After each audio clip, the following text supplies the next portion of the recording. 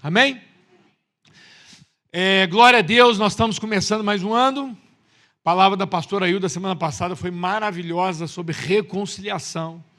Reconciliarmos primeiramente com o nosso Deus, mas também com as pessoas que estão à nossa volta. Nós temos um propósito nessa terra, que é reconciliar o mundo com Deus. Não sei se você tem acompanhado o que tem acontecido há muitos anos já, mas o que tem acontecido recente no Irã. E nós temos relatos de milhares, desde muito tempo, mas tem aumentado cada vez mais, de milhares de muçulmanos que estão sonhando com Jesus e estão se convertendo. Porque para nós aqui é fácil, você levanta de domingo, vem para a igreja, arruma, toma banho, vem para a igreja, leva sua Bíblia debaixo do braço, leva sua Bíblia no celular e você tem acesso, nós podemos reunir aqui. Mas alguns países aí, em especial no Irã, você não tem essa liberdade. Então, Bíblia no celular, Bíblia física, então que você esteja orando para os irmãos. Eu fiz uma oração a Deus, eu pedi, Deus, me conecte com irmãos da igreja no Irã. Porque eu tenho visto o que tem acontecido no Irã e ao redor do mundo. Estou falando do Irã, que é o que está mais, Mas nós temos Ucrânia, o mundo está em ebulição. É sinal que Jesus está voltando. Essa é só, a Bíblia fala, quando ouviu rumores de guerra, é só o princípio das dores. As coisas vão apertar ainda mais. E nós precisamos estar atentos. E isso me chama muita atenção, porque nós temos irmãos que estão no meio desse fogo cruzado. E eu quero saber como estão os meus irmãos. Eu quero ouvir deles, eu quero saber. E eu tenho pedido a Deus, Deus me conecte com esses irmãos ao redor do mundo, em lugares onde é difícil o acesso do Evangelho. E hoje nós vamos trabalhar sobre propósito, uma chamada e uma missão. Todos nós como cristãos, que somos genuinamente cristãos, não crente, porque crente até o diabo é, mas nós que somos cristãos, a Bíblia fala sobre isso, que crente até o diabo é, porque ele crê e estremece. Mas nós que somos cristãos genuínos, verdadeiros, o nosso propósito de vida é viver o propósito de Deus para nós. Nós não podemos viver uma vida de qualquer maneira. Nós temos que ter um caminho. Nós estávamos com uma dívida imensa, como o Ícaro falou aqui. Nós não tínhamos como pagar, mas Jesus veio e pagou. Era a mesma coisa se você fizesse alguma dívida gigante, seja um financiamento, alguma coisa, e de repente você chegasse no banco e estava lá assim, não, está pago. Como assim está pago? Mas eu não pago. Não, mas está pago. Não, mas me dá então a certidão que está paga. Toma a certidão, está paga a sua dívida. É a mesma coisa se você estivesse respondendo alguma coisa criminal, preste a ser preso, e de repente acontecesse que você recebesse um indulto, um perdão. Meu irmão, se a gente recebe uma coisa dessa, eu sou eternamente grato, e eu estou em dívida com aquela pessoa que me perdoou. Só que é uma dívida que eu jamais vou conseguir pagar. Foi o que Jesus fez por nós. Então nós devemos buscar, nada mais deve importar na nossa vida, a não ser viver uma vida de propósito com Deus. Viver uma vida, saber o propósito de Deus para a minha vida. Quantos de nós estamos preocupados, começa o ano, final de ano, começo de ano, nós estamos preocupados em realizar os nossos próprios sonhos, propósitos e desejos. Não é errado a gente realizar os nossos sonhos, propósitos e desejos. Mas muitos de nós só pensam nisso. Eu falei aqui no final do ano, se o topo do seu alvo para o ano de 2026 não for uma vida de relacionamento mais pessoal e íntima com o Senhor, se esse não for o topo da nossa lista de oração, do nosso desejo, o nosso coração está desviado.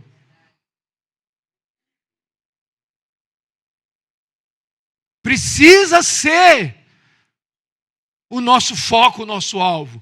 Ocorre que Deus nos salvou para vivermos segundo os seus desígnios, segundo os seus propósitos. Quem quer seguir a Jesus faz o quê? Faz o quê? Nega a si mesmo, toma a sua cruz e siga-me. Não a minha vontade, não os meus desejos, não os meus propósitos, mas o Senhor, porque eu sei os pensamentos que o Senhor tem a meu respeito. É pensamento de paz e não de mal, para me dar um futuro, uma esperança. Mas nós queremos ter o controle da vida. Nós achamos o que é melhor para nós. Se há 28 anos atrás pedisse para escreve aí o que você espera da sua vida, eu não escreveria nem 1 milímetro do que eu vivo, do que eu tenho, do que eu experimento de paz, de vida, de amizade, de família. Nunca! Porque os nossos propósitos e desejos são pequenos demais para o que Deus tem para nós. E como Jesus mesmo falou, Mateus capítulo 6, versículo 33, que todo mundo conhece, de cor e salteado, que nós devemos buscar o quê? Em primeiro lugar, o seu reino, a sua justiça, e as demais coisas vão ser acrescentadas. Vão acontecer. Já dizia o pastor Coreola, o resto é perfumaria. É perfumaria, irmão. O foco da nossa vida é relacionamento com o Senhor, é buscar o Senhor acima de todas as coisas. Nós encontramos o Rei, nós devemos viver para honrá-lo, segui-lo aonde quer que nós formos. Por isso é fundamental sabermos como podemos viver o propósito de Deus para a nossa vida. Pois você já imaginou chegarmos lá naquele grande dia, no final da nossa vida, descobrir que nós gastamos todos os nossos esforços e recursos naquilo ao qual Deus não tinha para nós? Tu já imaginou todos os seus recursos, todo o seu tempo, toda a sua vida, e lá no final você descobrir, cara, meu Deus, eu perdi tempo demais.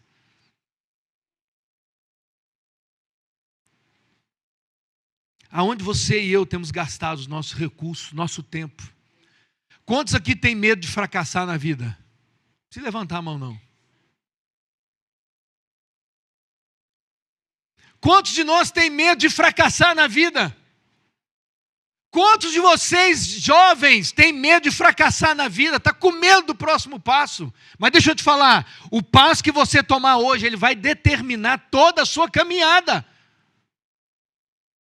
Todo o seu caminho. O passo que eu tomei quando eu tinha 18 anos, fez mudar o curso da minha história. Que poderia ser outra. Eu tive amigos presos, eu tive amigos que morreram, eu tive amigos que estão perdidos até hoje, sem saber o rumo da vida. Mas Deus me encontrou, e eu o aceitei, e Ele tem trabalhado na minha vida. E talvez se perguntássemos aqui, nós teremos muitas respostas sobre quais são os seus medos de fracasso. Mas tem uma frase de Francis Chan, que diz o seguinte: fracasso não é falhar na vida. Fracasso é gastar toda a sua vida naquilo que Deus não te pediu para fazer.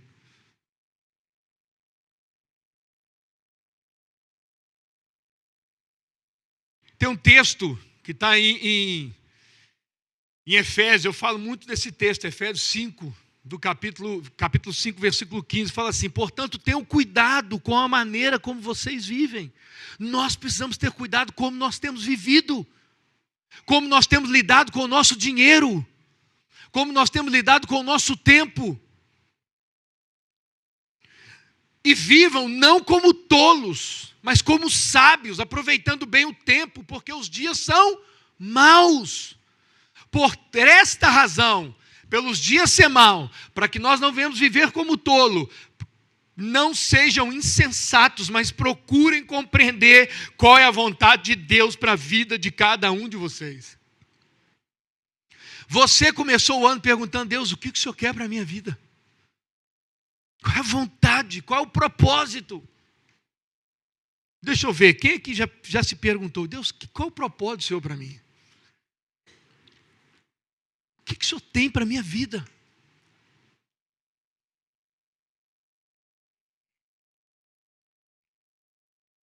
O texto de Efésios fala para nós vivermos, temos cuidado com a maneira que nós vivemos. Se amamos a Cristo, nós não podemos mais viver de acordo com o que pensamos, mas temos que viver conforme Cristo. E abre a sua Bíblia comigo em Mateus, capítulo 22.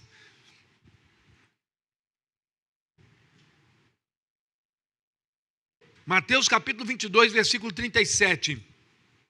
Então, se eu preciso saber qual é o propósito de Deus para a minha vida, o que Deus tem para mim, para onde Deus quer que eu vá, por que eu fiz faculdade de Direito, para que eu virei advogado.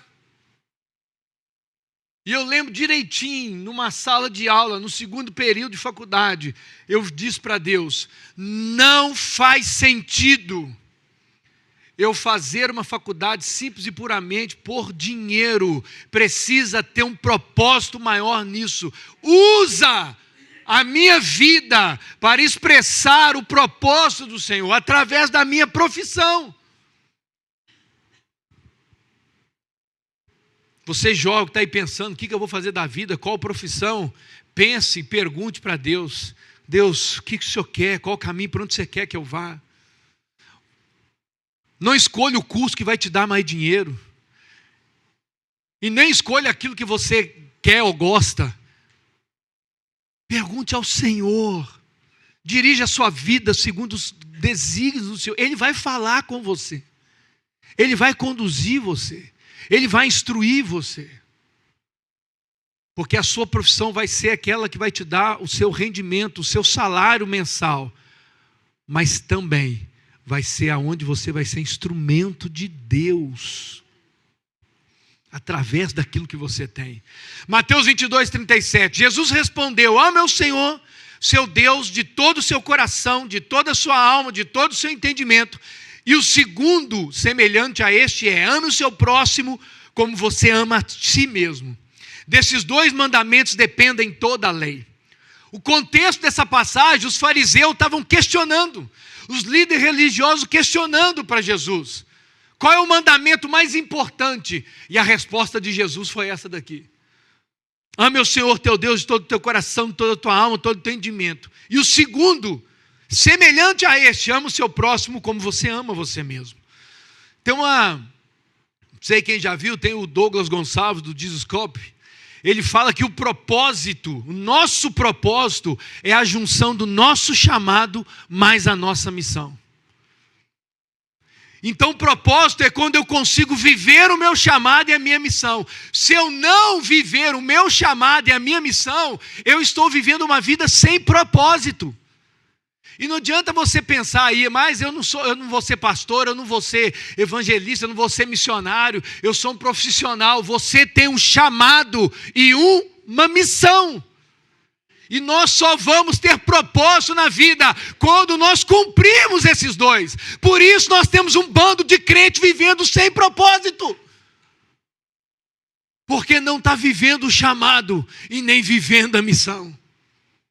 Então a pergunta para mim é: como é que eu sei qual é o meu chamado? Como é que eu sei qual é o propósito de Deus para a minha vida? O nosso chamado qual é? Qual é o seu chamado? Pergunta para a pessoa, eu não gosto de fazer isso não, mas pergunta para a pessoa que está ao seu lado: qual é o seu chamado, você sabe?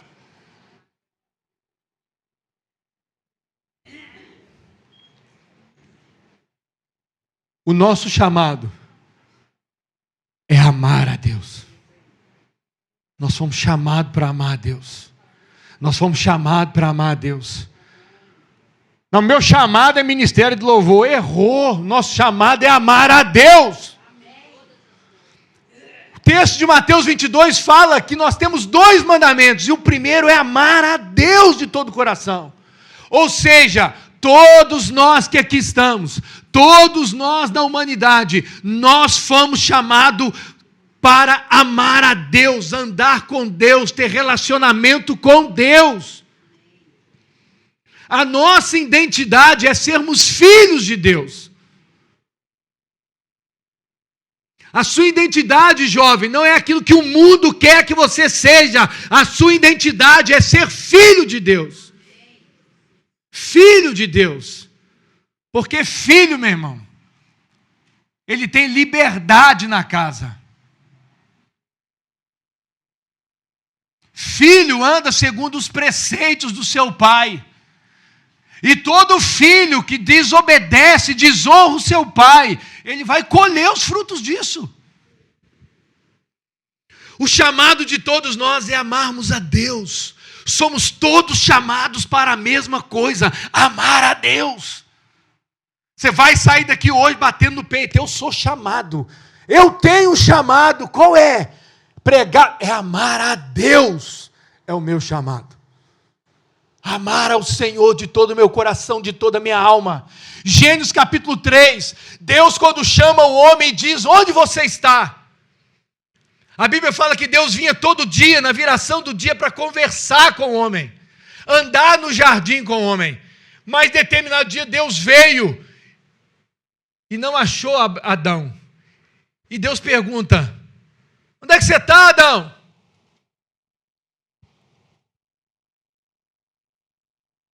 E Adão responde, quando eu ouvi o Senhor a sua voz, eu fiquei com medo. Nós só temos medo de Deus quando nós sabemos que nós estamos em falta com Ele. Nós só temos medo dos nossos pais quando nós temos a convicção que nós fizemos alguma coisa fora da curva. E se o pai olhou para você meio de lado e falou, rapaz, já está sabendo. Rapaz do céu, ele já está sabendo. Às vezes o pai não sabe de nada. E aí você se denuncia. Não adianta. Eu não estou revelando segredo não, porque não consegue esconder isso. Está na cara. Não está escrito assim na testa assim, fez trapalhada. Fui eu. Justamente, às vezes o pai faz de conta que não sabe e joga o verde. E aí, meu filho, como é que você está? Está fazendo? Não estou não, que é isso. Pela resposta a gente já sabe. Por que a gente já sabe? Porque Deus traz para nós sabedoria e entendimento. Mas também porque nós já vivemos o outro lado. Então a gente sabe todos os traquejos. A pergunta é mais ou menos que Deus estava fazendo para Adão é o seguinte, onde você está que você não está vivendo o seu chamado? Nós estamos aqui, com o nosso alvo, nosso plano de leitura bíblica. Aqui está uma maneira de você aprender a amar a Deus e amar ao Senhor, como o Sérgio disse aqui. Como é que eu vou amar alguém se eu não o conheço? Como é que eu vou relacionar com Deus ao qual eu não conheço? Porque eu não leio a Bíblia. Ah, Deus não fala comigo. Não fala mesmo não, meu irmão. Porque você não está nem procurando Ele. Nem lendo a palavra. Deus está dizendo aonde você está, Luiz Marques, que você não está vivendo o seu chamado. Deus tinha dado um chamado para Adão, que era cuidar do jardim, se relacionar com Deus, amar a Deus e estar diante de Deus. Mas ele pecou. Viu que estava nu, teve vergonha e se escondeu. Esse é o caminho do pecado. Eu sei que eu não posso fazer, eu vou e faço. Logo após ao fazer, o sentimento, meu Deus do céu, não devia ter feito. E aí eu começo a me cobrir, porque eu tenho medo e vergonha da minha nudez. E começo a me afastar do Senhor e da convivência com os irmãos. Vou usar um exemplo aqui que meu pai dizia. Chega no meio de um gado, de animais, qualquer animal. Se você vê um animal fora da manada daquele, pode ir atrás que ele está doente, Porque quando nós estamos doentes, nós nos afastamos do convívio dos irmãos e com Deus. Porque é mais fácil. Eu não quero ser confrontado no meu pecado, eu não quero ser exposto. Eu não quero abrir o meu coração, eu fujo. E se alguém vai perguntar alguma coisa para mim, eu logo estou espinhado. Meu Deus, por que está nervoso assim? Pecado. Está escondido. E a maneira de eu me afastar das pessoas é sendo o quê? Ríspido. Me botando numa posição para que ninguém chegue. Nós fomos chamados para amar a Deus. Muitos de nós estamos nos escondendo de Deus por vergonha, por medo ou até mesmo por negligência. Mas Ele continua a dizer para mim e para você aonde você está. Tem muita gente que bate no peito, muitos de nós, principalmente, vou dizer isso para nós homens, nós achamos que damos conta de resolver todos os problemas da nossa vida. Até Jesus pegar a gente, virar a gente do avesso, travar o que precisa ser travado e nos levar a uma dependência dele. E aí, como é que você está, meu irmão? Está precisando de alguma coisa? Não estou precisando de nada. Eu estou dando conta de resolver toda a minha vida. Pode aguardar, que breve nós vamos ouvir um pedido de socorro. Porque nós não somos fortes. Nós parecemos fortes. E nós, homens, temos a aparência de ser forte, porque nós não podemos transmitir para as nossas esposas que estamos falhando, que estamos fraquejando. Bobeira, porque Deus nos colocou uma auxiliadora. Para quê? Para nos auxiliar na caminhada. E você está igual um orelha bobo, querendo levar tudo sozinho. Ou ao contrário, a mulher que não quer, entre aspas, depender do marido, que eu não preciso de homem. Ô, minha irmã, você precisa, se esse pensamento existe no seu coração, isso é um pensamento diabólico. Porque te ensinaram lá que mulher não pode depender de homem. Meu irmão, eu sou interdependente com a minha esposa, eu preciso dela. Como ela precisa de mim. E os nossos filhos precisam de nós. Por isso que nós estamos com alto índice de mulheres entrando pelo vício do álcool, do cigarro, até de droga, entrando em conflitos internos, porque querendo ser aquilo para o qual Deus não chamou você para ser. Quer dizer que eu tenho que ser mãe de casa? Não, não é isso, mano. Pelo amor de Deus, não entra nessa loucura de ideologia, não. Mas você foi chamado para ser auxiliadora. A Bíblia fala que a mulher rixosa ninguém aguenta.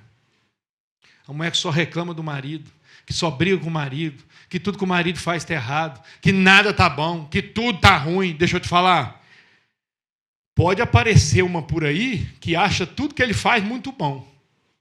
E como diz o pastor Irã, isso não justifica um adultério, mas explica. Não justifica um homem ou uma mulher cair em adultério por conta disso. Mas explica. Porque ninguém aguenta uma pessoa no pé do ouvido.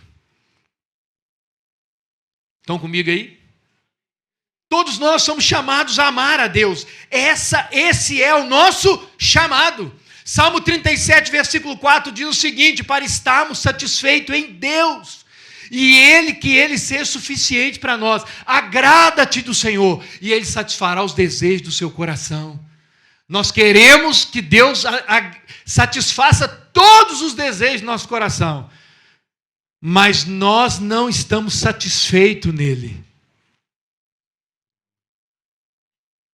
Eu já falei isso aqui uma vez. E se Deus, a partir de hoje, não respondesse nenhum dos seus pedidos mais? Do emprego melhor, de uma casa melhor, de um carro melhor, de uma transferência, nada. Não respondesse mais nada disso. Como é que seria a nossa posição? Insatisfeito ou satisfeito? A tristeza é que a maioria de nós estaríamos insatisfeitos. porque o Senhor não me ama mais. Ele não está me ouvindo, mas eu estou orando, orando, orando. Pedis, não recebeis, porque pedis mal, para esbanjar em vossos próprios prazeres e deleite. Então, nossa missão, nós precisamos estar satisfeito em nosso chamado, que é o quê? Amar a Deus, se relacionar com Deus. Amar a Deus é estar satisfeito com Ele. Se eu amo a Deus, eu estou satisfeito com Ele. Eu não preciso de mais nada. Enquanto eu reli essa palavra ontem, quando eu cheguei naquele primeiro ponto, aonde fala sobre o fracasso, o medo do fracasso, Deus falou comigo.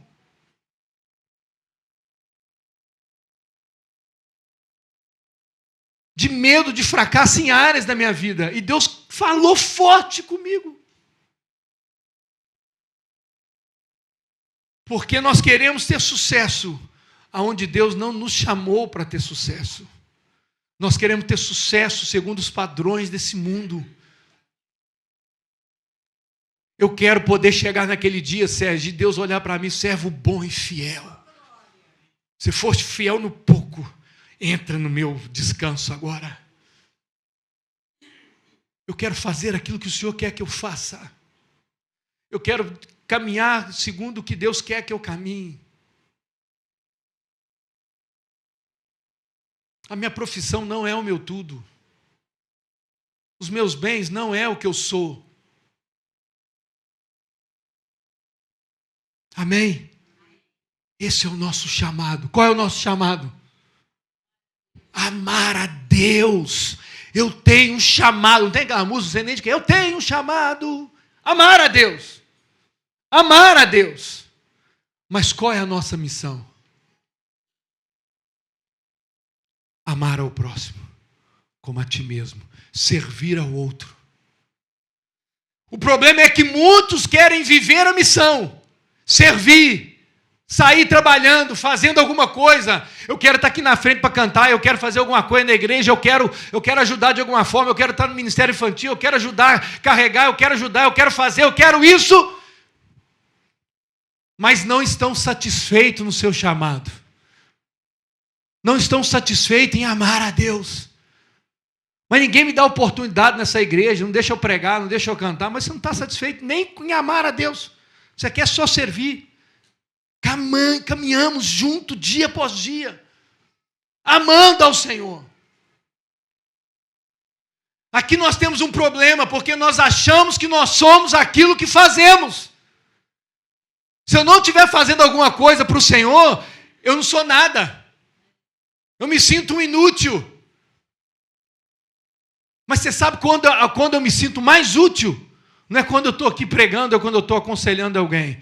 É quando eu estou sentado na minha cadeirinha, lá no meu quintal, na minha grama, com a minha Bíblia na mão, e buscando ao Senhor e pedindo a Ele graça pela minha vida. Porque eu sei que Ele é poderoso para mudar a minha história e para guiar a minha vida. Amém?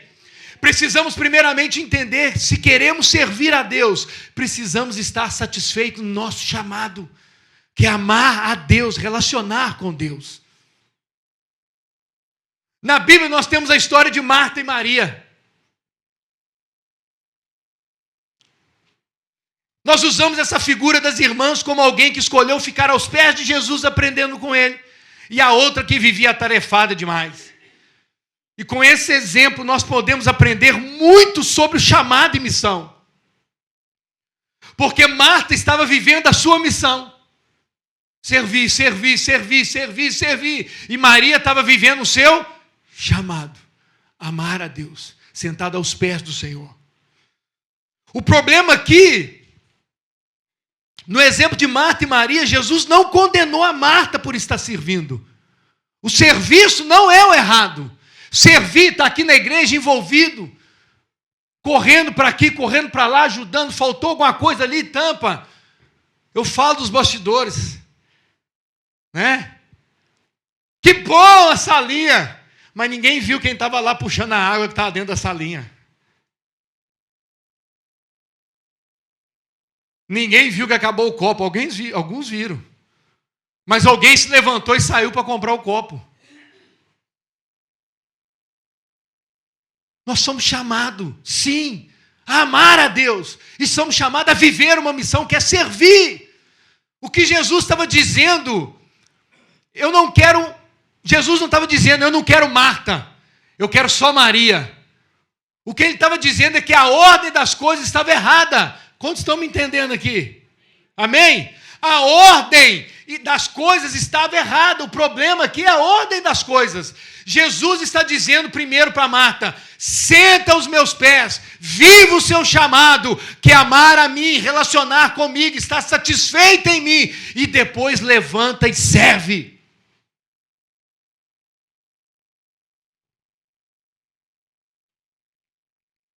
Tem muitos de nós que só querem servir, mas, meu irmão, nós precisamos relacionar com Deus. Nós precisamos cumprir o nosso chamado, que é amar a Deus. Amar a Deus. Amar a Deus. Qual que é o seu chamado? Tocar? Não.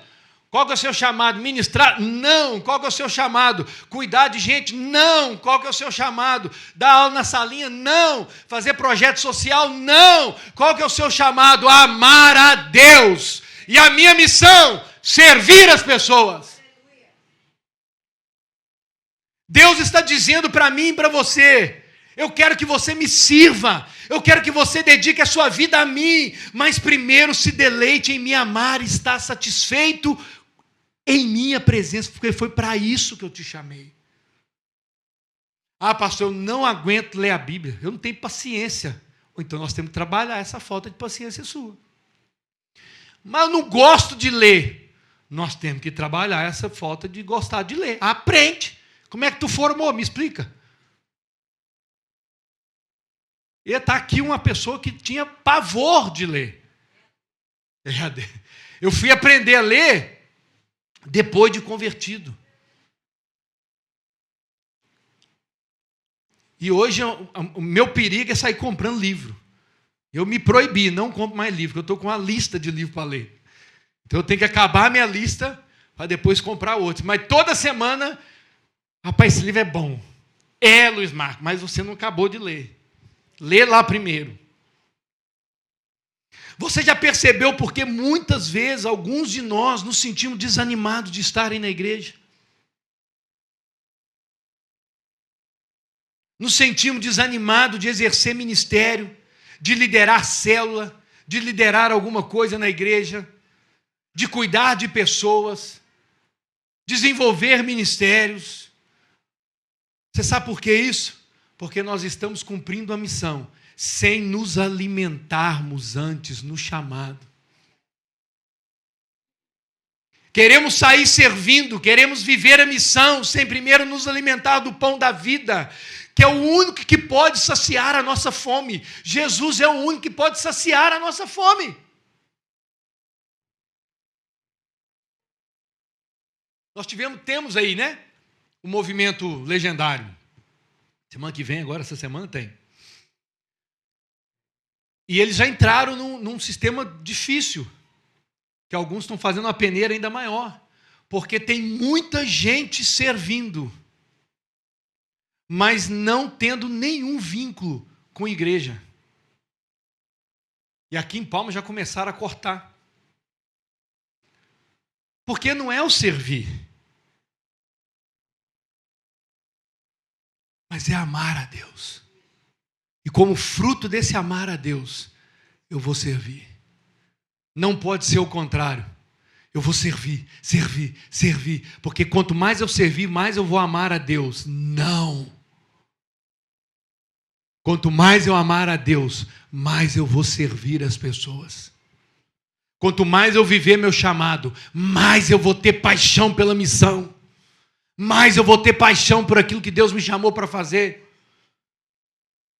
Precisamos de discípulos satisfeitos para cumprir a sua missão. Mas muitos de nós só ficamos satisfeitos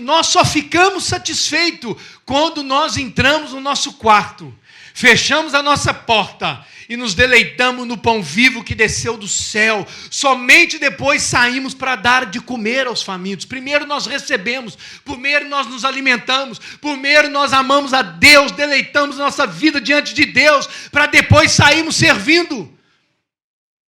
O que Jesus falou? Ficar em Jerusalém até que o quê? Até que do alto sejais revestido de poder. E depois vocês vão por toda a Judéia, Samaria e até os confins da terra. Depois vocês saem. A nossa missão é amar ao próximo como a nós mesmos. Nós somos chamados para servir a humanidade, levar o pão vivo para alimentar as pessoas que estão à nossa volta, mas somente conseguiremos viver a nossa missão se primeiro nos deleitarmos no nosso chamado. Amar e se relacionar com Deus. Eu já falei aqui na igreja, qualquer chamada que você faz no grupo, nós temos uma resposta pronta. Isso é maravilhoso. Mas deixa eu lhe dizer uma coisa. Deus te chamou para algo mais profundo. Amar a Deus. Ler a palavra dEle. Mergulhar na leitura bíblica diária. Para aprofundar no seu conhecimento de Deus. Não para se ensoberbecer, mas para que a nossa vida seja mudada. Estão comigo? Está pesado aí? Não.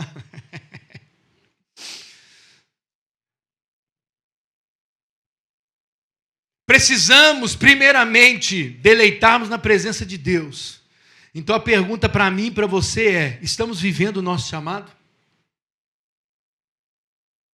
Deus tem um propósito para nós. Amar a Deus sobre todas as coisas. E uma missão para nós, e ao próximo como a ti mesmo.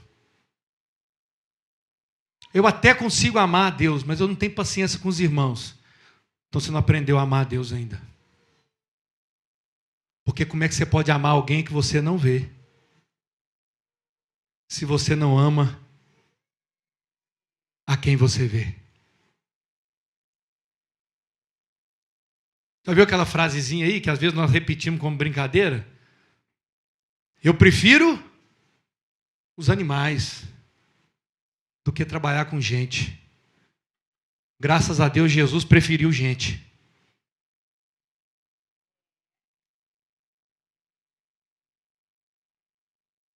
Nós pegamos umas frases isoladas pelo mundo e tomamos para nós. Eu não tenho paciência com gente. Tu já perguntou se as pessoas têm paciência contigo? Gente dá trabalho, você já se perguntou se você não dá trabalho? E se você é casado, pergunta para tua esposa ou para o teu esposo: eu dou trabalho? Você vai ter a resposta. Você vai ter a resposta. Se você tiver coragem, ao sair daqui, pergunte para tua esposa ou para o teu esposo. E você, jovem, pergunta para o teu pai se tu dá trabalho. Porque você acha que é o seu pai que dá trabalho para você. Mas é você que está dando trabalho para o seu pai. A Ana Rúdia falou que ela não dá trabalho, não. Resumindo a resposta de Jesus para os líderes religiosos. A pergunta dos fariseus foi o seguinte: mestre, qual o propósito da vida de um homem segundo Deus? Amar a Deus de todo o teu coração, todo entendimento, toda a tua força. Relacionar com Deus, viver com Deus, andar com Deus. E amar ao próximo como a si mesmo. O nosso chamado é amar a Deus e a nossa missão é amar ao próximo. O chamado é igual para todos nós, mas a missão é diferente. Por que a missão é diferente para cada um? Porque o próximo meu não é o próximo do Lucas. O próximo do Lucas não é o próximo do Suedinho. O próximo do Suedinho não é o próximo do Diego. O próximo do Diego não é o próximo da Hanna. O próximo da Hanna não é o próximo do Alessandro. Por isso a missão é diferente. Porque Deus vai nos usar conforme os nossos dons e talentos. Nós vamos servir as pessoas com aquilo que nós temos, com aquilo que Deus colocou em nós. Mas eu queria pregar igual o Max, mais tranquilinho. Mas já tem muitos anos que eu larguei isso para trás, sabe por quê? Porque Deus me fez assim. E Ele está me moldando a cada dia, isso mesmo, agitado. Como diz o pastor Nathaniel, sinestésico. Eu já falei, se você me ver algum dia meio parado aqui na frente do louvor, vou orar pelo pastor que ele não está bem. E aqueles que me conhecem, que estão mais próximos de mim, eles sabem quando eu não estou bem, ainda quando eu estou um pouco em movimento aqui. Depois eu só recebo umas mensagens assim, você não estava bem hoje, o que estava acontecendo? Ou até mesmo na igreja, ei meu irmão, você não está bem não? Não, estou bem não, você estava diferente hoje, no período do louvor. A missão é diferente para cada um, porque quem está próximo de mim é diferente de quem está próximo de você. Cada um de nós iremos servir a Deus com aquilo que Deus colocou nas nossas mãos. A pergunta aqui é, mas quem você irá servir? Quem é o teu próximo? Filipenses capítulo 4, versículo 11 diz o seguinte: digo isto, não porque esteja necessitado, porque aprendi a viver contente em toda e qualquer situação. Paulo está dizendo que aprendeu a estar satisfeito em Deus, com aquilo que Deus fez ele para ser. Preste atenção agora. Preste atenção. Quando eu tenho muito ou tenho pouco, eu estou satisfeito em quem eu sou em Deus. Muitos de nós ficamos em conflito com quem nós somos, com a nossa história, com a nossa família, com a nossa origem. Muitos ficam pensando, por que eu nasci? Ou por que eu fui adotado nessa casa, nessa família? Por que eu não nasci com a fisionomia de tal jeito? Por que o meu cabelo e a minha pele não são dessa tal e tal maneira? Nós nunca estamos satisfeitos com aquilo que Deus nos criou para ser. Uma insatisfação contínua. Quando entendemos a nossa identidade, nós entramos num lugar de contentamento. Mas nós somente conseguimos esse lugar de contentamento na presença de Deus, porque é onde a nossa identidade é reafirmada. Enquanto eu estou servindo, enquanto eu estou correndo para um lado, para o outro, tentando fazer a minha missão, mas vivendo com os conflitos internos, não estando contente com aquilo que eu sou. E eu não estou falando se conformando com a vida de pecado que nós estamos vivendo, mas com aquilo que você é, meio caladão, meio agitadão, com a fisionomia de tal jeito, com as entradas mais profundas, com cabelo, sem cabelo, careca, calvo. Eu não estou falando que você não pode fazer aí todos os procedimentos, mas é estar satisfeito com você inteiro. Como é que você vai amar alguém como a si mesmo se você está insatisfeito? Jovens, você sabe por causa dessa insatisfação que existe dentro de vocês? Porque você quer se amoldar com aquilo que os outros padrão que o mundo tem e acha que você deve seguir. E aí você vai estar eternamente insatisfeito. Nada vai preencher esse vazio no seu coração, porque o único que pode preencher chama-se Jesus, que pode mudar a minha e a sua história. Quando entendemos isso, a nossa vida é radicalmente transformada. Mas somente vivendo o nosso chamado, amar a Deus e relacionar com Ele, nós podemos ter a nossa identidade firmada. Não é o muito trabalhar na igreja que vai reafirmar a sua identidade, mas é debruçar a sua vida na leitura da palavra, em devoção a Deus, orando ao Senhor, como nós dizemos na oração com os homens na segunda-feira passada: Senhor, ensina-me a orar, porque eu não sei orar, ensina-me.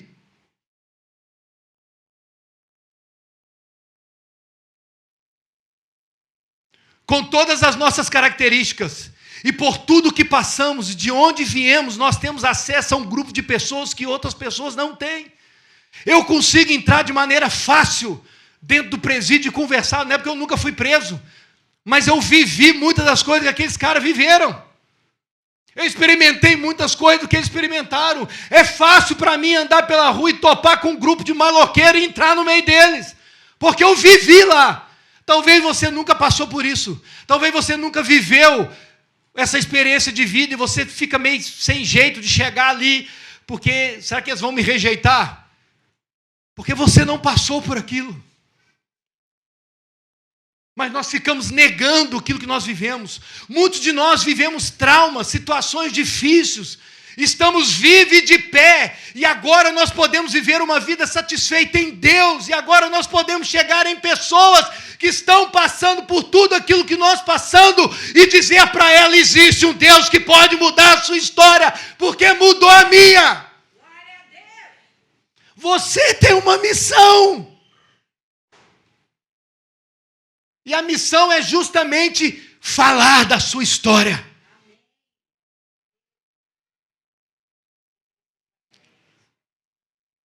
É mais fácil você chegar para alguém: você já passou por um período de depressão, você já passou por um período de ansiedade, você já passou por um período de solidão, mas Cristo tem levantado a sua vida. É mais fácil para você chegar e dizer para a pessoa: eu sei o que você está passando, eu sei por onde você está andando, mas deixa eu te dizer, Jesus quer pegar na sua mão e te tirar desse buraco, porque Ele fez comigo. Mas nós queremos ter a experiência do outro para compartilhar. Não, meu irmão, é a sua experiência, é a sua vida. Não quero dizer com isso que Deus enviou os traumas e dificuldades na nossa vida, mas o que eu quero dizer é que Deus usa todas as coisas para a glória dEle. Então quer dizer que tudo que eu vivi de droga, de loucura na vida, tudo Deus quis. Meu irmão, Ele converteu a minha história. Ele mudou a minha história, como Ele mudou a sua. Cada um de nós aqui tem uma história. Talvez a sua história é: nasci num lar cristão, meus pais sempre foram crentes, eu vivi a vida inteira, desde pequenininha, rastejando pelo chão na igreja, cresci, olhei para fora, achei bonito as Campinas, como fez Ló lá. Não, essa daqui está mais verdinha. Olhei para o mundo e falei assim: rapaz, esse trem aqui não é para mim não. Negócio de igreja eu estou fora. Eu quero é o mundo. Mas talvez até você continuava aproveitando as coisas que o mundo te dá, mas permanecia vivendo dentro da igreja. Mas deixa eu te falar, Deus vai pegar você na esquina. Deus vai pegar a gente na esquina e vai mudar a nossa história. E aí você vai poder dizer para algum filho de crente: eu andei por esse caminho, eu sei por onde você está indo. Deus vai mudar a sua história. Talvez quando eu falar, a pessoa, porque já falaram comigo: ah, mas você fala isso porque você experimentou tudo na vida e agora que é a minha vez eu não posso. Não, meu irmão, eu estou dizendo que o buraco é mais embaixo. Não vai que vai dar BO. Vai dar problema, mas nós queremos. Aquilo, a experiência que eu tenho de vida, não é que Deus pegou isso e quis que isso acontecesse. Eu gosto da passagem em Coríntios que fala o seguinte: da medida que nós fomos consolados, nós iremos consolar a outros por aquilo que nós passamos, por aquilo que nós enfrentamos.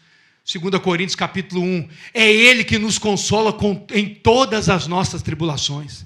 Para quê? pela consolação que nós menos recebemos de Deus, possamos consolar os que estiverem em qualquer espécie de tribulação. Você está passando um ano difícil que passou? Você está passando uma temporada difícil, enfrentando dificuldade? Deixa eu lhe falar, permaneça firme, cumprindo o seu chamado, amando a Deus sobre todas as coisas, porque como diz Jó, eu sei que o meu Redentor vive, e Ele há de levantar e mudar a minha história. Eu preciso ter essa esperança.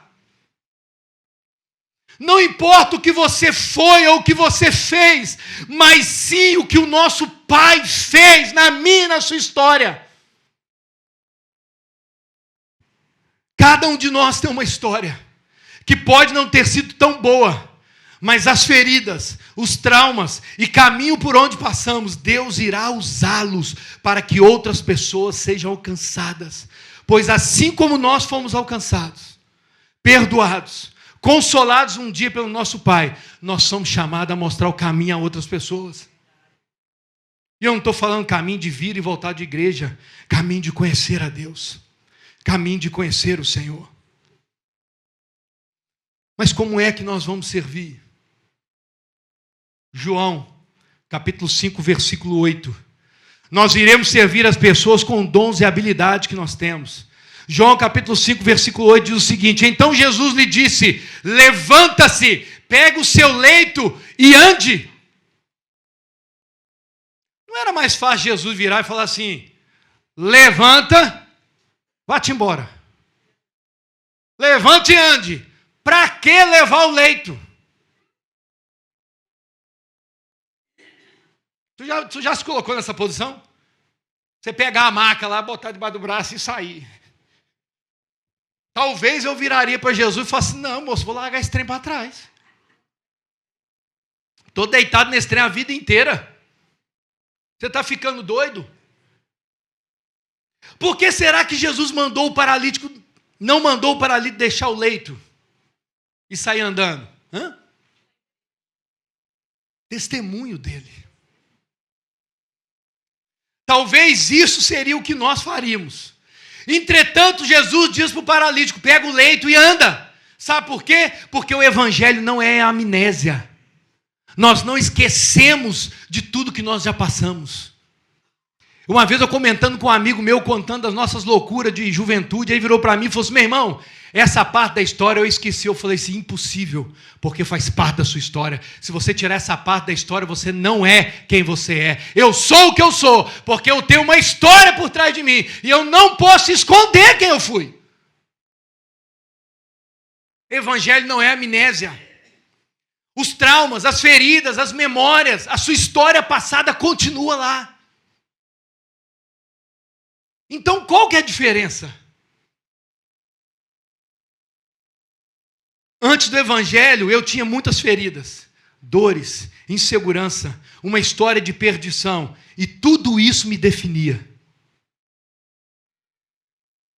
Mas agora, depois do evangelho, todo o meu passado não me define mais, mas servem como testemunha do que Deus fez na minha vida.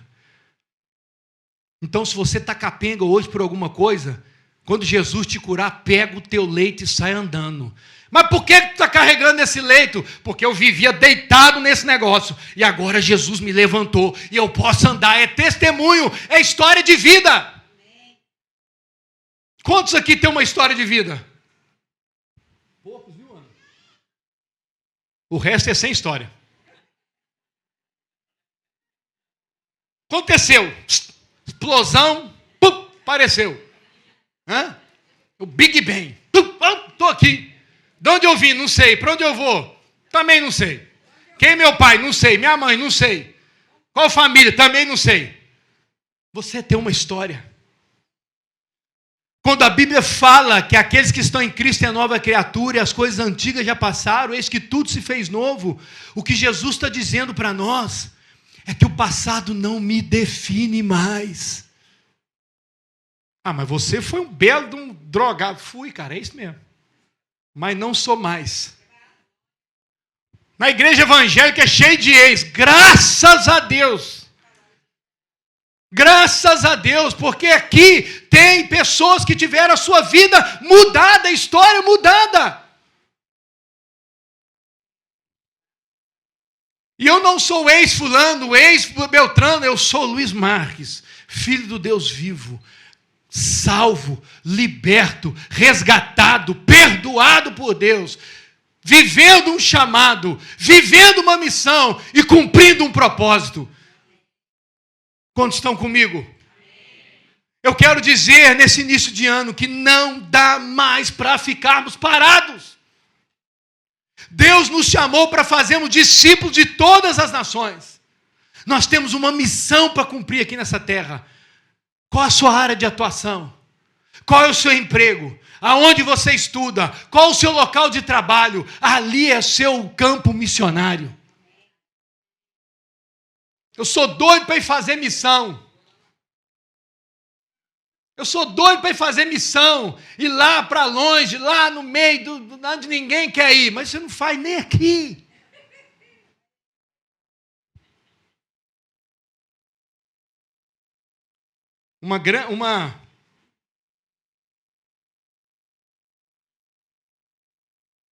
E para terminar,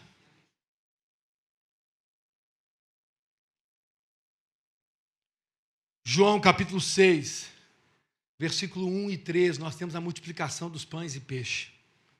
Perguntaram para Jesus, aquela multidão, e Jesus pergunta para os discípulos assim, para Filipe assim, onde nós comparemos pão para dar para toda essa gente? E eles saíram buscando e apareceu lá no meio, no versículo 9, fala, Senhor, apareceu aqui um menino. E esse menino, Senhor, ele tem 5 pães de cevada e 2 peixinhos. E os discípulos ainda disseram assim, mas o que é isso para tanta gente, Senhor? Deus vai usar aquilo que você tem na mão. Talvez você ache que é pouco. Talvez você ache que não tem condição. Talvez você ache, mas eu não sou formado em teologia. Eu não tenho curso disso ou daquilo. Deus te chamou para amar a Ele acima de todas as coisas. E para cumprir uma missão que é servir as pessoas. Eu falei aqui, já tem umas 2 semanas conversando com algumas pessoas. Tem muita gente que diz que tem disposição. Estou precisando de gente aqui, pode contar comigo. Qualquer coisa que você precisar, viu, pastor Alessandro? Conta comigo. Aí você dá uma ligadinha. Irmão, estou precisando aqui, tá... não posso. Não basta você dizer que tem disposição, se você não está disponível. Senhor, eu quero te amar, eu quero te servir, mas quando o Senhor te chama, você não está disponível, porque você tem algumas condições para fazer as coisas, ou porque você está muito ocupado. Deus não está esperando a nossa disposição, Deus está requerendo de nós disponibilidade. Estar disponível.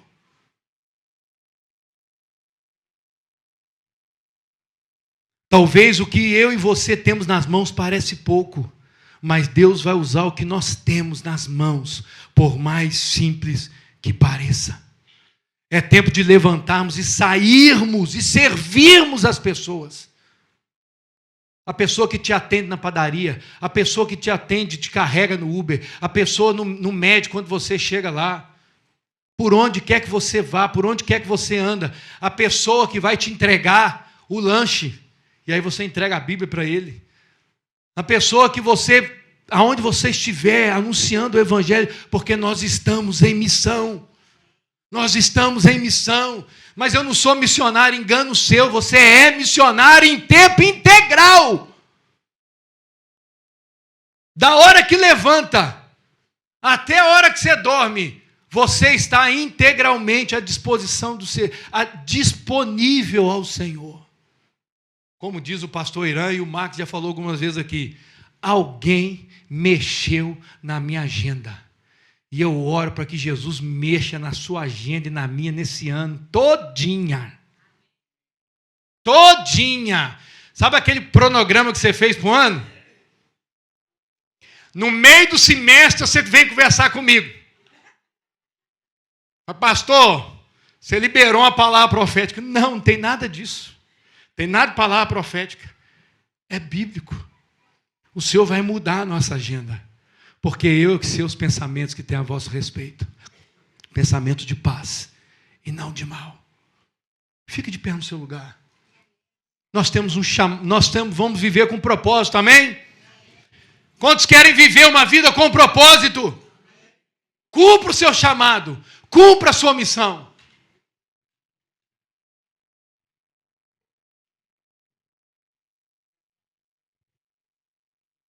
Qual é o propósito da nossa vida? Viver o nosso chamado e viver a nossa missão. Amar a Deus sobre todas as coisas e servir as pessoas.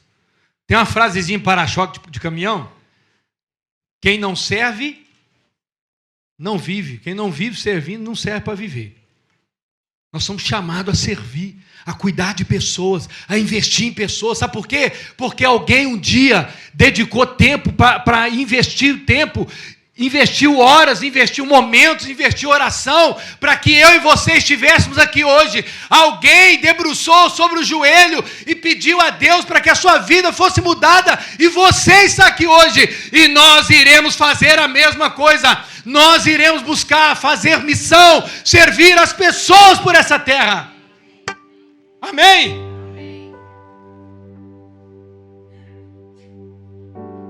E eu termino com o texto bíblico de João, capítulo 5, versículo 17. Meu Pai trabalha até agora, e eu trabalho também. Nosso Deus está trabalhando. Nosso Deus continua trabalhando, nosso Pai está trabalhando. Eu também vou trabalhar lá no hospital, Evandro, lá na entidade que você trabalha, lá no órgão que você trabalha, na empresa que você tem, na sua casa. Tem muita gente batendo no peito: o meu primeiro ministério é a minha. E é verdade. Só que deixa eu te falar, cuida da sua família, mas também cuida das outras pessoas. Porque nós batemos no peito e dizemos: meu ministério é cuidar da minha casa. É a única coisa que eu quero fazer na vida, é cuidar da minha família. E nós temos que cuidar, investir tempo, dedicar momentos de oração, buscando ao Senhor em favor da nossa casa. Mas também existem pessoas à sua volta precisando de Jesus.